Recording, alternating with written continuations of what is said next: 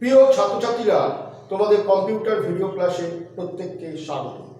আজকে আমরা কম্পিউটারে বিভিন্ন পার্টসগুলো নিয়ে আলোচনা করব।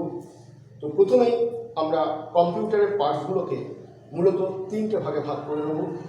একটা হলো ইনপুট ডিভাইস, আর আরেকটি হলো প্রসেসিং ডিভাইস এবং আরেকটি আউটপুট ডিভাইস।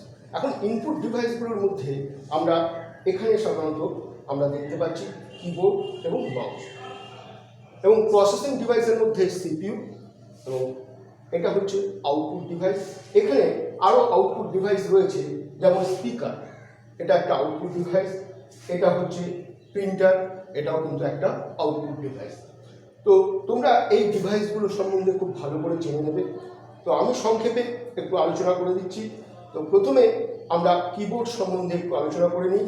কিবোর্ড হচ্ছে কম্পিউটারের প্রধান ইনপুট ডিভাইস।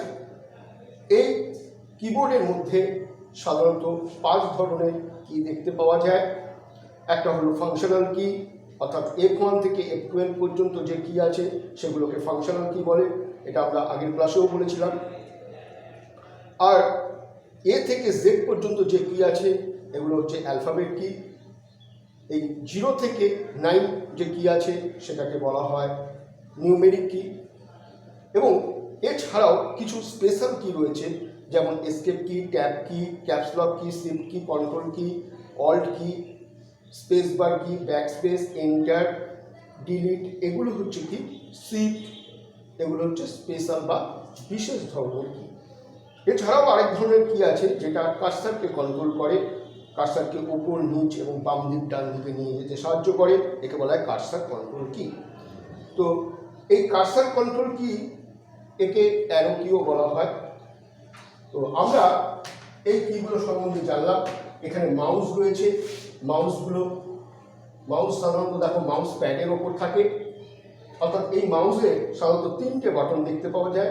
একটা লেফট বাটন, এদিকে বাঁ দিকের যেটা আছে সেটা লেফট, এবং ডান দিকে যেটা আছে সেটা রাইট বাটন, এবং মাঝখানে একটা চাকা বা রয়েছে যাকে স্ক্রল বাটন বলা হয়।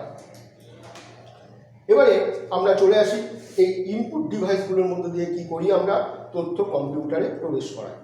এবং এই কম্পিউটারে তথ্য প্রবেশ করানোর পর আমরা যার মধ্যে প্রসেসিং হয় সেটা হলো কি না সিপিইউ, অর্থাৎ সিপিইউকে কম্পিউটারের ব্রেন বলা হয়, এবং এটা হচ্ছে কম্পিউটারের মস্তিষ্ক আমরা বলে থাকি।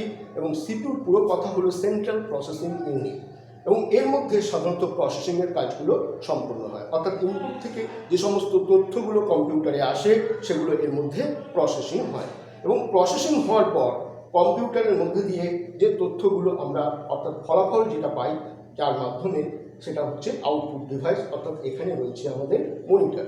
মনিটর কি না, মনিটর হলো এক প্রকারের আউটপুট ডিভাইস, এবং এটাকে ভিডিও বলা হয়। ভিডিও মানে হচ্ছে ভিজুয়াল ডিসপ্লে ইউনিট। তো এরপরে আমরা চলে আসি, আগের দিন আমরা তোমাদের ফ্লপি ডিস্ক দেখিয়েছিলাম, যে মেমোরি ডিভাইসের কথা বলেছিলাম। কারণ মেমোরি ডিভাইস হচ্ছে কম্পিউটারের একটা গুরুত্বপূর্ণ একটা ডিভাইস, যেটার মধ্যে দিয়ে কি হয় না, এগুলোর মধ্যে দিয়ে সাধারণত আমাদের তথ্যগুলোকে এর ভেতরে সঞ্চিত করে রাখতে পারি। এবং এর মধ্যে মেমোরি ডিভাইসের মধ্যে আমরা আগের দিন ফ্লপি ডিস্ক পড়েছিলাম, তার আগে আমরা হার্ড ডিস্ক পড়েছিলাম। আজকে আমরা পেন ড্রাইভ সম্বন্ধে একটু জেনে নেব। পেন ড্রাইভ দেখো এরকম ধরনের একটি ড্রাইভ, অর্থাৎ এই পেন ড্রাইভ মধ্যে এটা একটা ফ্ল্যাশ ড্রাইভও বলা হয়। এর মধ্যে যেরকম ফ্লপির মধ্যে 1.44 MB ডেটা সঞ্চিত করে রাখা যায়, এর মধ্যে কিন্তু অনেক বেশি পরিমাণ ডেটা, অর্থাৎ এখানে 4GB, 16GB, 32GB, 64GB, 128GB এইরকম ধরনের এই ডেটা কিন্তু এর ভিতরে স্টোর করে রাখা যায়। পেন ড্রাইভটা সাধারণত এটা কোথায় রাখা হয়, এটা হচ্ছে আমরা USB পোর্ট আছে কম্পিউটারে, সেই পোর্টের মধ্যে আমরা এটা প্রবেশ করাই। অর্থাৎ এর মধ্যে করলে আমাদের কম্পিউটারে এটা ডিটেক্ট হয়ে যাবে। দেখো এখানে ডিটেক্ট হয়ে গেল। অর্থাৎ এর মধ্যে দিয়ে আমরা পেন ড্রাইভের মধ্যে কী আছে সেটা ওপেন করলেই, ক্লিক করলেই আমরা দেখতে পাই। তো পেন ড্রাইভ হচ্ছে এরকম ধরনের একটা স্টোরেজ ডিভাইস, যে স্টোরেজ ডিভাইসের মধ্যে প্রচুর পরিমাণে ডেটা বা তথ্য সঞ্চিত করে রাখা যায়। এর মধ্যে সাধারণত আমরা 2GB, 4GB, 16GB, 32GB, আমরা 64GB ঠিক আছে, এইরকম ডেটা কিন্তু আমরা এর ভেতরে স্টোর করে রাখতে পারি। তো বর্তমানে আরও বেশি পরিমাণে ডেটা স্টোরেজ করার জন্য পেন ড্রাইভ এসছে। তো সাধারণত আমরা এই ধরনের পেন ড্রাইভগুলো সাধারণত ব্যবহার করি। এটা স্যান্ডিক্স পেন ড্রাইভ, তোমরা দেখতে পাচ্ছ। আমরা দু ধরনের পেন ড্রাইভ দেখালাম তোমাদের। এইখানে এক ধরনের পেন ড্রাইভ রয়েছে, আমরা বইতে একটা ছবি, এখানে ছবি দেখাই, তাহলে তোমরা দেখতে পাবে। দেখো, এটা একটা পেন ড্রাইভের ছবি, দেখো ঠিক এইরকম ধরনের পেন ড্রাইভ। আরেকটা আমরা আজকে পড়বো, সেটা হলো প্লটার। প্লটার কি? প্লটার হচ্ছে এটা এক ধরনের আউটপুট ডিভাইস, প্রিন্টারের মতনই দেখতে। দেখো, এর মধ্যে দিয়ে কি হয়, বড় বড় যে সমস্ত ব্যানারগুলো আছে সেগুলো প্রিন্ট আউট হয়ে এখান থেকে বেরিয়ে আসে।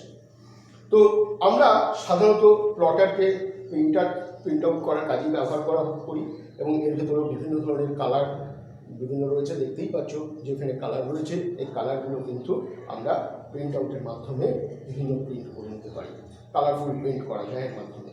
তো এ গেল আজকে আমরা পেন ড্রাইভ এবং প্লটার সম্বন্ধে জানলাম।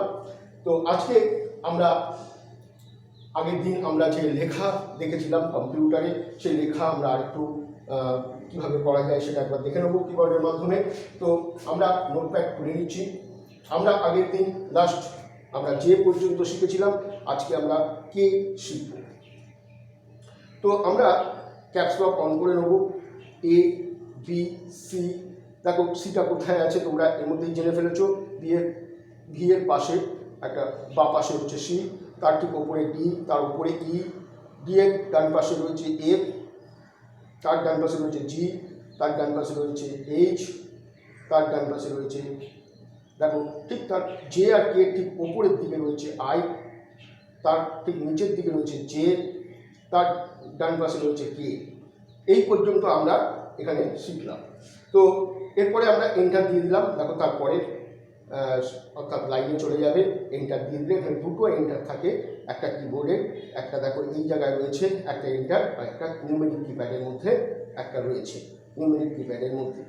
আবার দেখি A B C D E F G H I J, ঠিক এইচের ডান পাশে রয়েছে জে, তার পাশে কে। এইভাবে তোমরা প্র্যাকটিস করবে।